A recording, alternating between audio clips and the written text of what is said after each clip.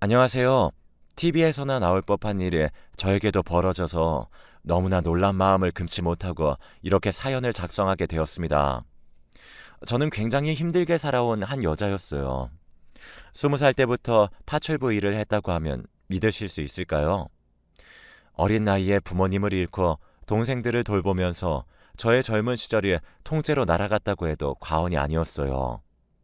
매일 눈물로 밥을 짓고 또 몸이 부서질 것 같은데도 식당에 나가서 서빙 일을 하니까 손가락 마디마디가 같은 또래의 여자들에 비해서 정말 소뚜껑처럼 두꺼웠어요. 저의 손을 본 한 손님이 아니 이렇게 젊은데 무슨 손가락은 농사 짓는 노인네보다 더 두꺼워? 이래서 시집을 갈 수 있겠어? 라고 하는 겁니다. 그게 얼마나 상처였는지 몰라요. 매일 남들에게 손을 보이기 싫어서 여름에도 긴팔을 입고 소매로 손가락을 가렸죠. 그게 반복이다 보니까 저는 늘 마음이 상처투성이었고 하루하루 사는 게 참 힘들었습니다. 뭐라 설명할 수 없을 정도로 막연한 나날들이 지속되었고요. 집에 가면 동생들이 언니 나 배고파 나 밥 줘 하는데 주머니에 돈 한 푼이 없어서 애들한테 식당에서 싸온 남은 잔반을 줘야 하는 그 서러움은 잊지 못할 정도로 마음이 찢어졌죠. 그렇게 혼자서 고군분투하면서 살고 있을 때 저에게 빛과 같은 한 남자가 다가왔습니다. 그 남자는 저희 집 옆 초가집 같은 곳에서 살고 있던 사내였어요. 거의 뭐 마구간이라고 불러도 될 정도로 십수년간 그 집에서는 아무도 살지 않았고 나다니는 사람조차 없었거든요. 어느 날 누군가 그 집에 들어와서 물건을 싹 다 정리하고 망치로 이것저것을 두들기면서 수리를 하더니 나름 사람이 살 수 있는 정도의 상태가 된 겁니다. 신기하기도 하고 또 다행이다라고 생각이 들었어요. 그 집이 이렇게 버려진 채로 있다는 게 굉장히 아까웠는데 젊은 남자가 그래도 가까이 있으니까 마음이 든든하더라고요. 여느 때와 같이 출근을 하고 있는데 애들이 참 귀엽네요. 동생들인가 봐요. 슬쩍 보니까 어쩌다 보니 가장이 되신 것 같은데 저랑 처지가 비슷하시네요. 저희 두 집 걸어서 5분도 안 되잖아요. 앞으로 오며 가며 하면서 인사도 자주 하고 그랬으면 좋겠습니다. 하면서 친근하게 말을 걸더라고요. 무척이나 고마웠죠. 누군가 제게 그렇게 친절하게 말을 건 적은 단 한 번도 없었거든요. 설레는 마음에 하루 종일 기분이 좋았습니다. 저도 그 사람이 좋으니까 자꾸 웃음이 터지고 또 볼 때마다 행복한 기분이 드니까 속으로 참 저런 남자를 내 남편으로 삼으면 좋을 텐데 라고 생각을 했어요. 조금씩 가까워지고 있을 때 저희들이 결정적으로 가까워지게 된 계기가 생겼습니다. 아직도 그 사건을 생각하면 가슴이 사무치고 미칠 것 같은 고통스러움에 정말 힘이 드는데 제가 동생이 분명히 있다고 했잖아요. 그 동생들이 참 학교도 못 가고 그래서 지네들끼리 잘 놀았어요. 저는 동생들을 먹여 살려야 하니까 항상 밖에 나가서 일하고 애들 케어를 잘 못했고요. 그런데 애들이 비 온 다음날 계곡물이 불어나니까 거기에서 놀았던 겁니다. 평소 같으면 그 계곡에 물이 말라서 바닥이 훤히 보일 정도였는데 그 전날 비가 많이 오니까 물이 올라가게 되었고 겉으로 보기에는 충분히 발이 닿을 것처럼 보였던 거죠. 그 안이 얼마나 물살이 센지 동생들은 아무것도 모르고 그곳으로 뛰어든 거죠. 정말 이건 아니다 싶은 마음에 매일 얼마나 눈물이 흘렀는지 모릅니다. 터덜터덜 지친 몸으로 서빙을 하고 있을 때 자기야, 나 참 미치겠네. 전화기도 없고 자기 동생들한테 엄청 큰일이 났어. 놀라지 말고 빨리 와봐. 빨리. 지금 일하고 있을 때가 아니라고 정말. 이라고 소리를 치면서 누군가가 저를 찾아온 겁니다. 저는 눈이 휘둥그레져서 아니 도대체 무슨 일이에요? 왜 그러시는 거예요? 라고 하며 어안이 벙벙한 채로 저에게 달려온 그 사람을 보았습니다. 그분은 앞집에 사시는 동네 이장님이셨어요. 헐레벌떡한 가슴을 쓸어내리면서 그 동네 이장님 아내분은 제 손을 잡고 가게 밖으로 나와서 미친 듯이 달렸고 저는 도대체 동생들에게 무슨 일이 생긴 거냐고 수십 번 되물었지만 이미 속으로는 직감을 했습니다. 계곡물이 불어났고 거기에 동생들이 들어간 거라면 틀림없이 죽었겠구나. 나 정말로 큰일 났다. 하면서요. 현장에 도착하니까 계곡 바깥에 폴리스 라인이 쳐져 있었고 동네 사람들이 모두 모여 있었어요. 제가 등장하자 사람들이 저를 모두 쳐다보고 어쩜 좋아 하면서 혀를 끌끌 차더라고요. 저는 하염없이 눈물만 났습니다. 제 동생들 어디 있냐고 소리치니까 싸늘한 시신 위에 하얀색 포가 덮어진 곳을 손가락으로 가리키더라고요. 그걸 본 순간 정말 참을 수 없는 눈물이 줄줄 흘렀고 이걸 어떻게 하냐면서 대성통곡을 했어요. 그때 제 곁에서 어깨를 잡고 괜찮다고 하면서 꽉 잡아준 사람이 옆집 남자였습니다. 알고 보니까 소식을 듣고 옆집 남자가 계곡으로 바로 달려왔고 아이들이 계곡 안에서 빠져서 허우적거리고 있을 때 목숨을 걸고 애들을 물 밖으로 그 남자가 빼낸 겁니다. 정말 만약에 그 거센 물살에 자기 목숨이 위험할 수도 있었는데 그 남자는 제 동생들을 살려야 한다. 아니, 죽었으면 몸이라도 건져야 한다는 심정으로 몸을 던진 거죠. 이미 물 밖에 나왔을 때는 동생들은 숨이 멎은 상태였고 그 남자는 안간힘을 다해서 인공호흡을 했지만 달라지는 건 없었습니다. 그저 죽은 동생들은 더 이상 돌아오지 않을 거고 저는 한순간에 동생들을 잃은 허망한 삶 속에 빠진 비참한 여자가 되었을 뿐이었죠. 저는 어떻게 하면서 가슴을 냅다치기 시작했고 정말로 너무너무 힘들었습니다. 그 남자는 미안해요. 내가 꼭 살리고 싶었는데 그러지 못했어요. 정말로 당신 동생들 내가 살리고 싶었는데 애들이 너무 어리고 아무것도 모르니까 어른들 없는 사이에 기어이 계곡에 들어가고야 말았던 것 같아요. 앞으로 정말 모르겠네요. 라고 말하는데 저는 그래도 제 동생들 시신이라도 찾을 수 있게 해주셔서 무척이나 감사합니다. 라고 하면서 마음을 추스렸어요. 정말로 부모님 지병으로 떠나보내고 남은 가족마저 떠나보내니까 미칠 것 같은 힘든 감정이 쏟아지더라고요. 너무나도 힘든 마음을 도저히 숨길 수가 없어서 저는 안 좋은 선택을 하려고 했습니다. 그래, 동생들 때문에 살았는데 동생들이 죽으면 난 앞으로 어떻게 살겠어. 절대로 살 수가 없지. 라고 생각하며 연탄을 사두었어요. 그런데 옆집 남자가 제 집에 갑자기 와서는 아니, 연탄도 안 떼는 사람이 집에 왜 연탄이 있어요? 하면서 그 연탄을 발로 팍팍 부수는 겁니다. 내가 동생들 못 살려서 진짜로 미안해요. 그런데 나 당신 없으면 안 돼요. 내가 당신 좋아하는 거 몰랐죠? 당신이 얼마나 매력적인 사람인지 아직 당신은 잘 모르는 것 같아. 당신 진짜로 매력적이고 너무나 사랑스럽고 착한 사람이야. 이렇게 갑자기 떠나면 나 진짜 내 심장은 도저히 견딜 수가 없을 정도로 아플 거야. 무슨 말인지 알아요? 그러니까 제발 당신 죽지 말아요. 지금 가슴이 찢어질 듯 아픈 거 다 알아요. 나도 안다고. 그런데 그러지 마. 하면서 그 굵은 손으로 저를 잡고 펑펑 우는 겁니다. 얼마나 슬펐는지 몰라요. 왜 나한테 이런 시련이 온 건지 싶었지만 그래도 한 사람이 나를 정말로 많이 사랑해주고 나 없으면 죽겠다는 말을 해주니까 그게 참 위로가 되더라고요. 그래, 날 이렇게 위로해주는 사람이 또 있었구나.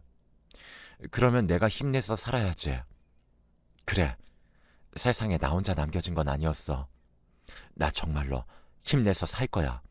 하면서 주먹을 불끈 쥐고 다시 살아보겠다고 하면서 그 남자의 손을 잡았어요. 그렇게 저희는 정말로 많은 이야기를 나누었어요. 서로 어떻게 살았는지 수다를 떨면서 이야기를 했었죠. 그 남자는 고아로 살다가 막노동을 하면서 입에 풀칠을 하고 있었는데 서울살이가 너무나 서럽고 험해서 이 동네로 무작정 내려온 거라고 하더군요. 복덕방 아저씨 도움을 받아서 주인이 집을 사놓고 서울로 올라가느라 10수년간 비어있던 집을 아주 싸게 월세를 받게 되었고 거기서 집을 수리하면서 지금처럼 살고 있었던 거였죠. 그 남자도 외로움에 허덕이던 찰나에 저를 보게 된 거고, 제가 굉장히 착하고 심성이 고운 것처럼 느껴져서 제게 말을 건 거였죠. 그리고 저와 가까워지고 싶어서 무슨 일이 생기면 잘 해결해줘야겠다 생각을 했을 때 제가 그런 일을 당한 거였고, 그 일로 인해서 제가 무척이나 힘들어하니까 저를 평생 지켜주고 싶다 이런 생각을 한 거죠. 그러면서 그 남자는 저에게 우리 어차피 혼자고 외로운 삶이니까 합쳐서 살자. 누가 뭐라 하든 우리 둘이 잘 의지하고 살면 어떻게든 이 어려운 상황을 헤쳐나갈 수 있을 것 같다 라고 말을 하는 거였어요. 저는 너무나 고마워서 눈물이 뚝뚝 나면서 알겠다고, 그럼 나 당신 말 듣고 당신 어깨에 기대서 이 무거운 짐을 덜겠다고 했습니다. 그렇게 저희는 결혼식이나 이런 건 하지 않고 부부가 되었고 함께 살게 되었습니다. 그래도 혼자보다 같이 뭔가를 하니까 하루하루 행복하고 또 기분이 좋더라고요. 그 남자 덕분에 동생을 잃은 아픔을 훨씬 더 빨리 극복할 수 있었고 어느 정도 안정이 될 수 있었습니다. 세월이 지나서 저와 그 남자 사이에 아이가 생겼고 저희는 일을 열심히 한 덕에 안정적으로 입에 풀칠을 할 수 있게 되었어요. 이렇게 되다 보니까 어느 순간 저는 행복해지더라고요. 마음도 편해지고요. 그래서 정말 남편의 얼굴을 볼 때마다 벅참이 올랐습니다. 나를 구렁텅이에서 끌어올려 주다니, 이 남자 정말로 내게는 평생의 힐링이다 하면서요. 막 손이 덜덜 떨릴 때마다 내 곁을 지켜주고 든든하게 나의 버팀대가 되어주는 그 남자, 진짜로 하늘의 별이라도 따다 바치고 싶을 정도로 너무나 고마웠어요. 그런데 그렇게 앞으로 정말 행복할 나날들만 남을 줄 알았던 저에게 믿을 수 없을 정도로 고통스러운 순간이 또 오게 되었습니다. 제 아들이 7살이었을 거예요. 동네 애들이랑 같이 계곡에 갔었습니다. 거기에 동네 애들 엄마도 동행했기에 저는 계곡에 대한 트라우마가 있었지만 그래도 어른이 있으니까 아이들이 안전하게 놀 거라고 생각을 했어요. 그때 제가 너무나 피곤해서 아들이 노는 걸 보지 못하고 그냥 잠에 들었거든요. 그런데 갑자기 아들과 함께 계곡에 간 그 아들 친구의 엄마가 인정씨, 어떻게 해? 남준이가 물에 빠졌어. 빨리 좀 나와봐. 하면서 문을 두들기고 도움을 요청하는 겁니다.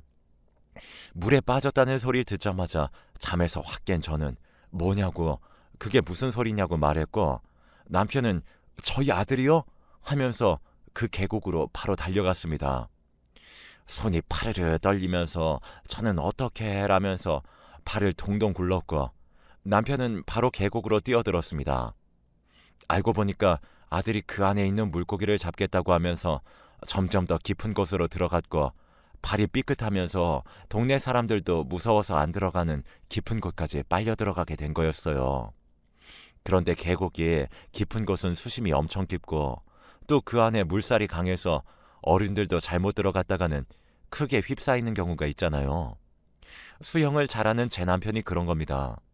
밑으로 빠진 아이를 건지겠다고 잠수를 해서 아이를 끌어올렸는데 아이가 물을 먹고 본능적으로 사람을 꽉 잡고 힘을 주니까 남편도 몸에 힘이 빠져서 호흡을 못하게 된 거죠. 자연스럽게 그 계곡 밑으로 빠지게 된 거고 나중에 구급대원들이 와서 그 둘을 건져냈지만 저는 그렇게 아들과 남편을 둘 다 잃은 여자가 되었습니다. 동생들도 죽고 도저히 살 수가 없었어요. 아마 말로 다 설명하지 않아도 제 심정을 아실 분들은 아실 거예요. 사랑하는 사람들을 보지 못한다는 게 얼마나 고통스러운 일인지요. 정말로 난 왜 이렇게 된 거지? 하면서 하염없이 눈물만 나왔고 그러면서 이 동네를 떠나야겠다. 이 지긋지긋한 강가는 쳐다보기도 싫다. 라고 생각하면서 저는 쥐뿔도 없는데 바로 서울로 무작정 올라갔습니다. 시골에 숨어 살던 생쥐가 식당 서빙 일을 하면서 살던 생쥐가 갑작스러운 변화로 서울에 갔는데 더욱더 낯선 환경에 저는 적응을 못했어요. 지금 생각해보면 공황장애였던 것 같아요. 아, 어쩌지 하면서 저는 발을 동동 구르며 살았어요. 하지만 그래도 사람이 극한 환경에 빠져도 정신만 차리면 어찌어찌 살 길이 보이긴 하더라고요. 그렇게 파출부 일을 시작하게 되었습니다. 파출부 하는 사람들은 대부분 늙은 사람들인데 저같이 젊은 사람들이 일을 지원하니까 나름 많은 곳에서 저를 불러주더라고요. 저는 그래도 나를 필요로 하는 곳이 있으니까 힘내서 한번 살아봐야지 하면서 이를 꽉 깨물었어요. 근데 처음 남의 집에 가서 이것저것 종노릇처럼 일하고 또 가족들이 단란하게 사는 모습을 보니까 제 개인적으로는 굉장히 힘들더라고요. 내가 왜 이렇게 됐지? 나도 저들처럼 행복하게 살 수 있었는데 그런 생각이 자꾸만 들면서 슬럼프 때문에 더 이상 버티지 못하겠다는 생각이 들어 결국 저는 파출부일을 잠시 그만두게 되었습니다. 얼마나 시간이 흘렀을까요? 원래 일을 잡아주던 파출부 대표님께서 연락이 온 겁니다. 자기야, 아직도 힘들어? 이번에 진짜 좋은 집에서 인성 좋은 주인집에서 최대한 젊은 사람들로 사람을 좀 뽑아달라고 해서 자기가 생각났어. 페이도 엄청 세고 자기도 언제까지 탱자탱자 놀 수는 없는 거니까 여기 가서 이번 기회에 다시 시작해봐. 잠깐 하는 거니까 그렇게 힘들진 않을 거야. 라고 말하더라고요. 마침 돈도 다 떨어져 가고 어쨌든 일을 해야 하는 거니까 알겠다고 그분에게 말했습니다. 알겠어요. 저한테 말씀해 주셔서 감사해요. 한번 일 시작해 볼게요. 말씀처럼 저도 언제까지 계속 이렇게 살 수는 없으니까요. 하면서 마음을 추스리고 다시 일을 나갔습니다. 그런데 그 대표께서 제게 알려준 주인집의 주소는 롯데타워, 그 부자들만 산다는 어마어마한 고층 빌딩이었어요. 좀 놀랐죠. 아니, 이런 곳이 있다고? 이게 진짜야? 정말로? 하면서요. 되게 위압감이 장난이 아니었어요. 저는 외부인이니까 들어갈 때도 방문록 다 적고 굉장히 무슨 테러리스트 감시하는 것처럼 철저한 보안 속에 그곳을 들어가게 되었습니다. 이렇게 어렵사리 들어간 곳에서 일을 시작했는데 생각보다 사모님이 너무나 좋으신 분이었어요. 몇십억짜리 아파트를 가지고 있는데도 으스대는 것 하나 없이 저에게 무척이나 잘해주시고 저는 그 마음씨에 반해서 매일매일 너무너무 감사하다고 할 정도였죠. 진짜 너무나 좋으신 분들, 어떻게 이런 분들을 만났지 싶어서 참 난 복도 많다고 생각했습니다. 매일 제가 집에 가기 전 냉장고에서 먹을 것들을 바리바리 싸서 주시곤 했거든요. 이런 부분에서 인성이 보인다 싶었죠. 한 달 정도 일했을까 평소에는 보지 못했던 남편분과 그 자제분이 일찍 집에 온다고 저에게 밥을 좀 해달라고 하는 겁니다. 추가 근무 시간은 돈으로 주겠다고 하면서요. 저는 알겠다고 당연히 그러겠다고 말했어요. 한참 일을 하고 있었는데 집에 누가 들어오는 겁니다. 그 집 남편분과 자제분이요. 그분들은 바로 방에 들어가서 씻었고 저는 얼굴을 제대로 보지 못한 채 인사를 한 뒤 다시 갈비찜을 만들었어요. 요리가 끝나고 식탁에 세팅한 다음에 나와서 드시라고 했습니다. 그때 남편분과 자제분이 나오시는데 저는 정말로 심장이 쿵 떨어졌어요. 물에 빠져 죽은 제 아들과 남편의 얼굴과 똑같이 생긴 겁니다. 손이 발발 떨린 저는 인성아 라고 하면서 외쳤어요. 그러자 그 남자는 아니 뭐냐고 갑자기 왜 그러는 거냐고 하더라고요. 저는 자초지종을 설명했죠. 다름이 아니라 몇 년 전에 죽은 제 남편과 얼굴이 너무 똑같이 생겼어요. 제 남편이 고아인데 가족도 없이 살다가 불쌍하게 떠났는데 갑자기 남편 얼굴과 똑같이 닮은 사람을 보니까 제가 미칠 것 같아요. 그래서 눈물이 나네요. 주책맞게 일해서 죄송합니다. 그러자 그 남자는 엄청 당황하면서 남편분 사진 좀 볼 수 있냐고 자세히 말해달라고 하는 겁니다. 그래서 남편이 초록마을 보육원이라는 곳에서 자라서 혼자 서울에 있다가 시골로 내려와서 나를 만난 거라고 남편이랑 아들 사진이라고 하면서 보여주자 그 사장님은 자기도 초록마을 보육원 출신이라고 하는 겁니다. 그러니까 알고 보니까 그 사장님도 고아 출신이었고 어릴 때 입양되어서 미국에 살다가 양부모님들이 돌아가시고 재산을 상속받아서 한국으로 온 거였어요. 그리고는 다시 까먹은 한국어를 배우고 홍콩이랑 미국을 기반으로 한 사업을 시작하면서 소위 떼돈을 번 겁니다. 그래서 이 삐까뻔쩍한 집에서 살 수 있었다고 하는 거였어요. 제가 아주 어릴 때 양부모님한테 원래 그 보육원에 제 동생이 있었다고 들었습니다. 쌍둥이 동생이라서 양부모님들이 나를 그 아이와 함께 데려오길 원했는데 미국 당국에서 입양은 한 명만 할 수 있다는 조건이라고 해서 몸이 더 약하고 아픈 나를 데려온 겁니다. 라고 말을 하는 겁니다. 저는 말도 안 된다는 생각이 들었고 그게 정말일까 싶은 생각이 들면서 어떻게 하지 하다가 남편과 아들이 죽었을 때 경찰이 유전자 검사 자료를 채취해놨던 게 있는데 그걸로 한번 검사를 해보자고 했고 결국 유전자 일치라는 결과가 나온 겁니다. 그러니까 저는 뒤늦게 남편의 가족을 찾은 거였어요. 그것도 기적적인 방식으로요. 그리고 그 남자분은 인터넷 기사에 올라올 정도로 굉장히 능력 있는 사람이었고 스타트업 업계의 백종원으로 불릴 정도로 대단한 사람이었습니다. 제가 얼마나 놀랐는지 몰라요. 남편의 쌍둥이인 그 사장님은 그간 얼마나 힘들게 살아왔냐면서 자기는 사는 것밖에 몰라서 정말로 매일매일 일하느라 자신의 과거를 찾을 생각을 못했는데 어떻게 이러냐고 하면서 통곡을 했죠. 사모님도 정말 이건 말도 안 된다고 하면서 같이 얼싸안고 울었고요. 그 사장님은 동생이 있는 곳에 한번 가보고 싶다고 하면서 저와 함께 남편과 아들의 산소로 갔고 이렇게 험한 곳에 동생이 있다는 게 마음이 너무 아프다고 하면서 수천만을 들여서 좋고 양지 바른 자리를 사서 남편과 제 아들의 묘를 이사시켰습니다. 그리고는 저에게 말했어요. 제가 정말로 가진 게 돈밖에 없는데 어찌 제 동생의 인생을 보상할 수 있겠습니까? 그래도 제가 동생을 찾지 못한 시간 동안 동생 곁을 지켜주고 외롭지 않게 사랑해준 당신에게 조금이나마 보답을 하고 싶습니다. 라고 하면서 사모님과 신중하게 상의한 끝에 거액의 현금 그리고 아파트 입주를 제안하는 겁니다. 저는 아니라고 내가 한 게 뭐가 있다고 이런 거 받냐고 손사래를 쳤지만 그 남자는 그냥 거부하지 말고 받으라고 계속 권유했습니다. 저는 그래도 참 이렇게 말해주는 것 자체가 감사하다고 그러니 현금은 안 받고 아파트 월세로 입주만 하겠다고 하면서 그 제안을 일부 받았습니다. 그래서 저는 시궁창 같던 반지하에서 탈출해서 나름 널찍한 아파트에서 월세로 들어가서 월세는 안 내면서 살게 되었고 어느 정도 삶의 기반이 잡히게 되었어요. 소식을 들은 파출부 소장님은 어떻게 이럴 수가 있냐고 정말 평생 든든한 백을 얻었다고 하면서 좋아해 주셨고 저는 감사하다고 그렇게 말씀해 주시니까 제 기분도 좋다고 하면서 방긋 웃기도 했네요.